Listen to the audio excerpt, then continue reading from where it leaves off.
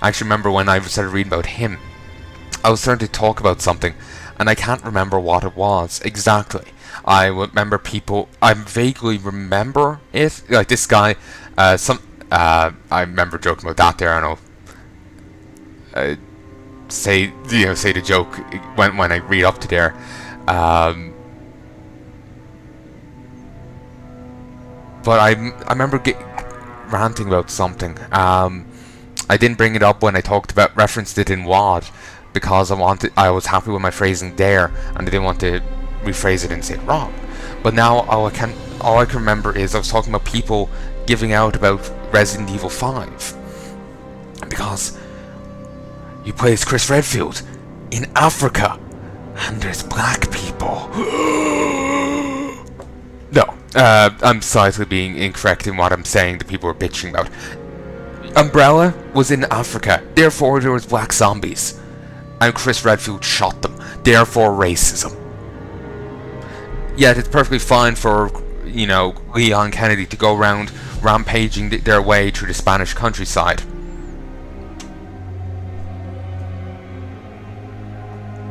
It makes no sense to me. And people are also complaining about some people being tribespeople and throwing spears. Apparently they still exist out there. African tribes. Apparently they still exist. So, it's not inaccurate. And I'm sure give science a couple of years, they'll come up with zombies too, so it won't be inaccurate in that part either. So yeah. People are just looking for something to give out about. They're fucking idiots. And I'll be honest, for quite a while I was in that group. I don't know. It's hard to explain, but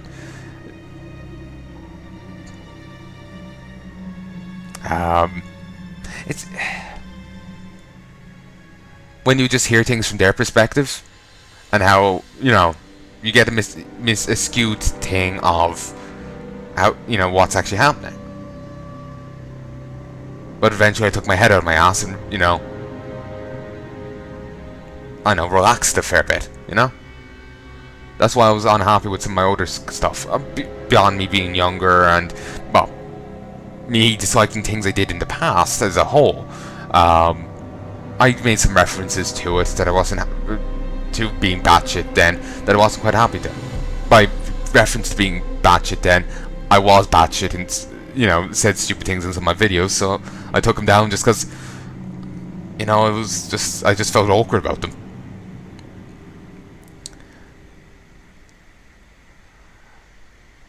But yeah, like I suppose I can sympathize a bit, but at the same time, it's, I was an idiot when I was 18, 19. They're in it and they're, in their 30s. So, it's, I have some sympathy for it, but at the same time, it's just like, you think they would have outgrown it, Either way. Plus, probably some of them are batshit, not because for different reasons. It's profitable. It's hard to know which one is doing it for that reason, though.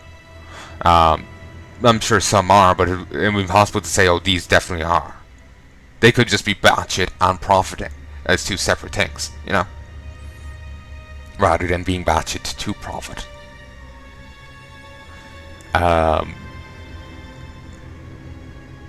So yeah.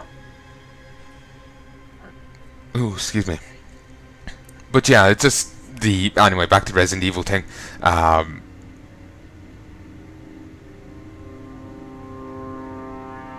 Like, actually, just for one thing, I'm sure some of them actually want to help people. I know I did. It's just a terrible way of going about it, But anyway, Resident Evil thing, yeah, it's fucking stupid. I remember when Penny Arcade guys talking about it. That's why I even remembered it. I talked about it here because I had seen someone talking about it then. Then I saw the Penny Arcade guys talking about it, so I made reference to it in my Deus Ex Human Revolution playthrough. Not sure if that will probably be out by the time this is out, actually, yeah. It would be fun if these came out the same day. But yeah, remember them talking about it then, and it's still stupid. Like when I heard of it, remembered it existing now, then when I heard it first, it's equally as stupid. Because, it's a fucking video game. They'll be complaining if they're in Africa and everyone was white. They're just bitching to bitch. How even if both Chris and Shiva was black, but if both characters were black, then they'll be asserting it was internalized racism. I saw a post going around the internet that how this generation's fucked. If zombies existed, there'll be zombie rights activists. Yeah, there will be.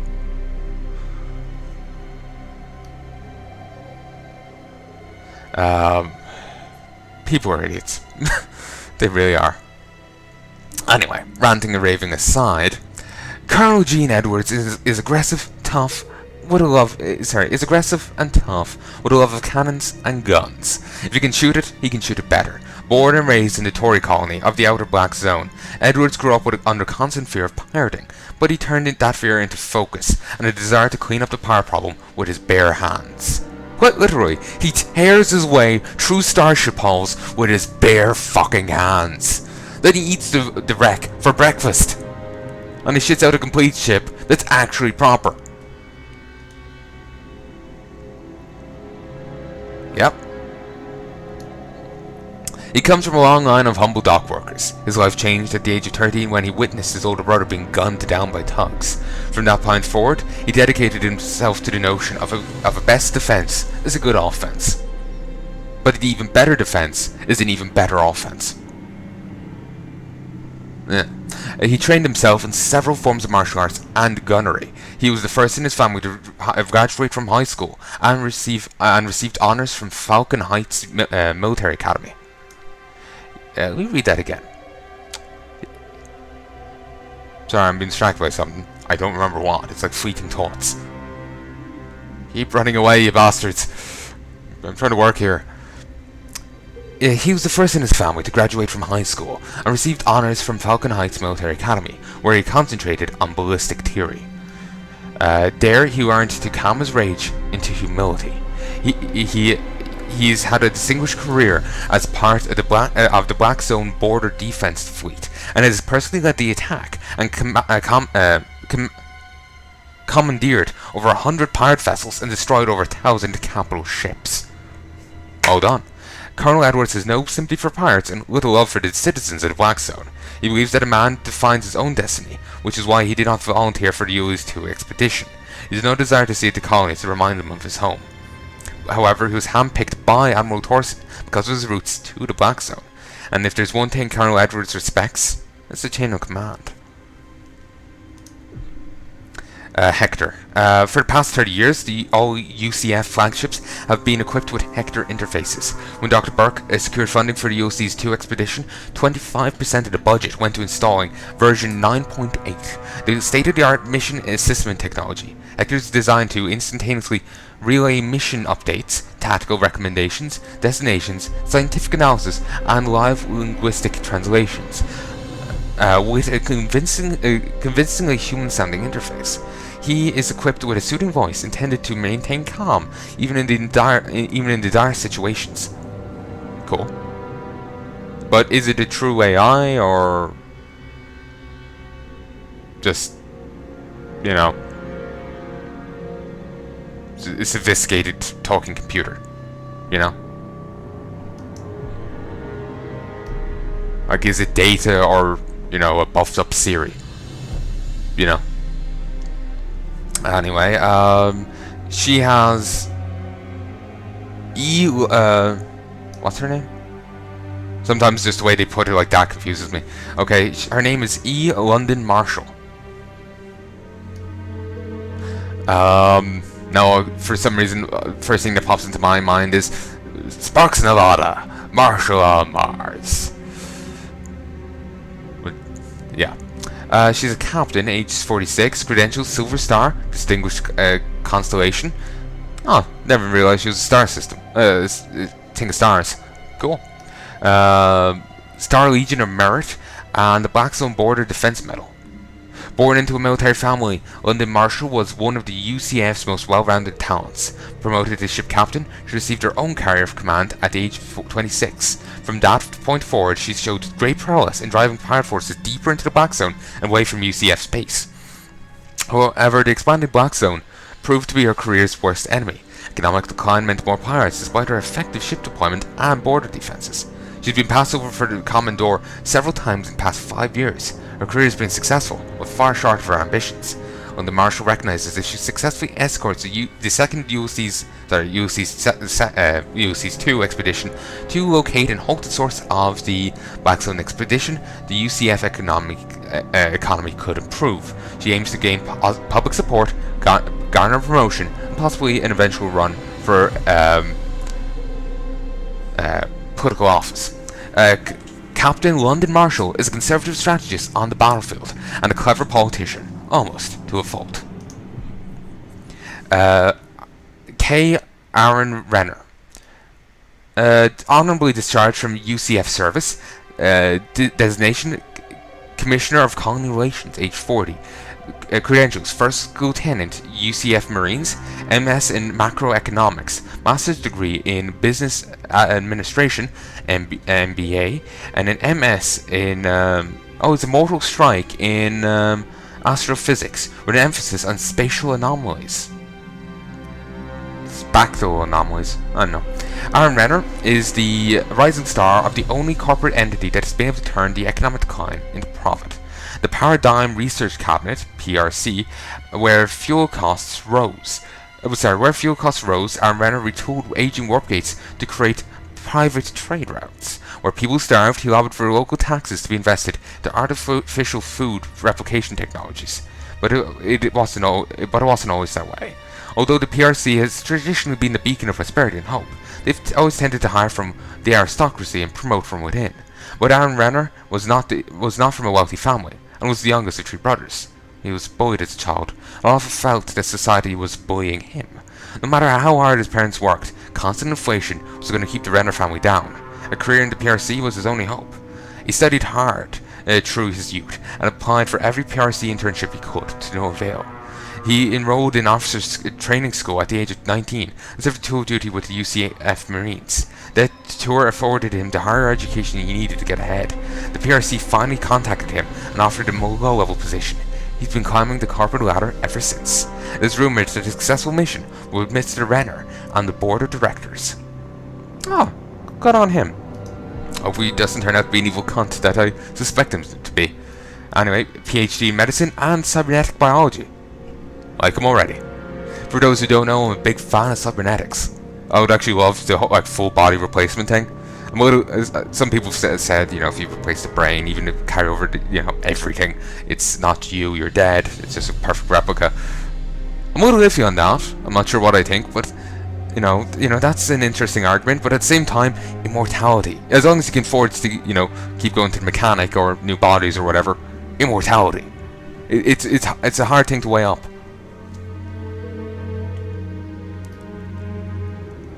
They're both convincing arguments. But yeah, cybernetics. Love the idea. Would love to get them done myself. Dr. Nagata is a mysterious man. He is the black sheep of the Nagata family, a respected and active name in government and PRC circles alike.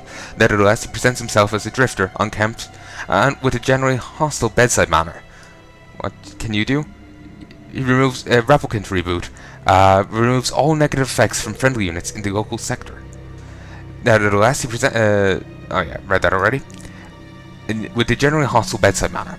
The PRC's inner workings are cloaked in secrecy, but it is known that he was fired, then assigned to the Ulysses 2 expedition, probably out of respect to his family. The big question on everyone's mind is why was he fired from the PRC? Based on his intense, quiet, and office dislike of bureaucracy, it is assumed by personnel that his methods were too extreme for such a respected company. One thing is for certain, the crew has been on their toes ever since he joined the expedition. His reputation for tinkering on patients with microchip technology microchip biotech has resulted in a 33% reduction in sick day leave. Despite his callousness, he brings great skill to UC's 2 expedition, top of his medical class, excels in all aspects of healing, except for pain management. Explains the blood on his face. So, he's not an evil cunt, he's just a bit of a prick. Okay, maybe he's a bit of a cunt, yeah. He's a master. She is masters in Alma here. She's a tech specialist with a master's degree in physics, PhD in math, and a PhD in microengineering. So, micro machines, nano machines. Kojima strikes again. The PRC keeps information about its members confidential. However, it is well known that as a child prodigy, Alma Lin was educated through the PRC Accelerated Youth Program. She studied 5 years ahead of her age group at an honours level. She received her first degree by the age of 15. Her sharp features and superior intellect lead some of the expedition to joke that she really is a PRC test tube clone, especially after they've been rejected, for a date. Alma Lin has no time for social pleasantries, instead preferring to study and practice yoga to clear her mind. While her technical skills are beyond measure, her people skills leave much to be desired, and she's not as far up the corporate ladder as man is expected. Commissioner Renner's request to have her assist in the expedition audit implies he's grooming her to succeed him in case he is promoted to the board. Cool. So, boost armor, temporary force field, boost damage. I think they're all pretty good to start off with. That's to all structures. Negative effects, friendly units, decreases enemy armor. I'll probably be switching to her soon. But I'll stick with that default one. And I don't have enough for any other upgrade. And you can't actually find out what the upgrades are unless you have enough for them, even if you've already seen them. Wonder if, the guy with the question mark over his face? Wonder will we ever see him? Will they just take away the question mark? The expedition is in trouble. Already. We're in pursuit of the pirates who stole our T-cells, and we cannot activate the Hephaestus Gate in the inner zone without them. Paradigm Research Cabinet representatives have rendezvoused with the fleet and are now auditing our actions. I am afraid Dr. Burke's promise of finding new energy resources in the Black Zone may not be enough to prevent them from shutting us down. Commissioner Aaron Renner, Tech Specialist Alma Lin, and Dr. Henji Nagata will be joining us to look after PRC interests. Hopefully we can make use of their talents without letting them hinder us. Ah, so they weren't originally with the fleet. It's kind of weird that they were on that, but I suppose if we're going straight into the next mission, it'd be nice to us to switch them in without having to unlock them, since they will join the crew before the next mission takes place. I guess. This could happen right when they're joining the crew. You know?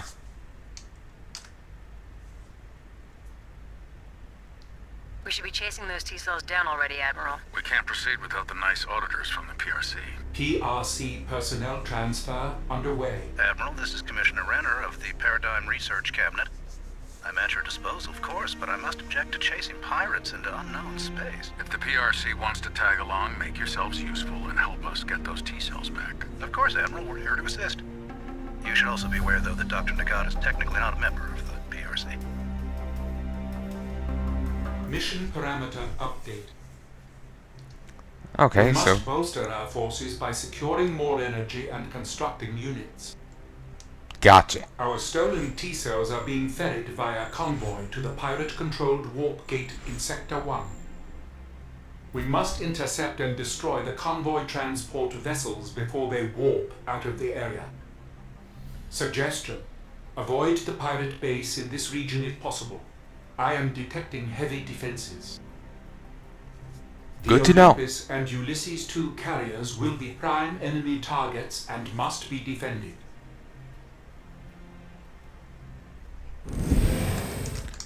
Okay, new unit Prism. The Prism serves primarily as a damage tank thanks to its absorption grid ability. Additionally, Prism supports the economy by recycling destroyed enemies into tritium and converting tritium to energy.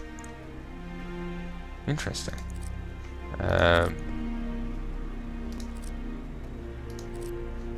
Where do I have any?